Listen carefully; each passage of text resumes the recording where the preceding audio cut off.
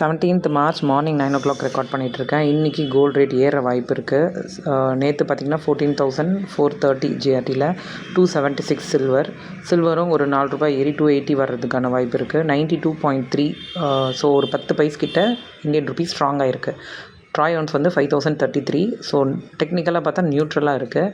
But க்ரீனில் ஏறிட்டு தான் இருக்குது. இப்போ நான் அப்லோட் பண்ணும்போது 14,938 ட்ராய் ஒன்ஸ். ஸோ அதனால் ஒரு ₹400 குறைஞ்சு 500 அந்த 500 ரேஞ்சில் தான் இருக்க வாய்ப்பு இருக்குது. அசோசியேஷனில் டிசைட் பண்ணுறது தான்.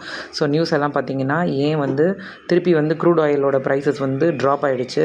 ஸோ ப்ராஃபிட் பண்ணிவிட்டு திருப்பி இங்கே வர ஆரம்பிச்சிட்டாங்க. அதனால் திருப்பி கோல்டு ஏறுற மாதிரி இருக்குது. ப்ளஸ் இந்த வாரம் வந்து யூரோப்பியன், ஜப்பான், ஸ்விஸ், இங்கிலாந்து எல்லாருடைய சென்ட்ரல் பேங்க்ஸோட மீட்டிங் இருக்குது Thursday. ஸோ அதனால் கொஞ்சம் எல்லாம் கோல்டில் சேஃப் ஹேவனாக இன்வெஸ்ட் பண்ணிகிட்ருக்காங்க. ஸோ போத்தீஸ் டிஜி கோல்டில் கன்சிஸ்டண்ட்டாக இன்வெஸ்ட் பண்ணிங்கன்னா நம்மளுக்கு எப்பவுமே ப்ராப்ளம் இல்லை.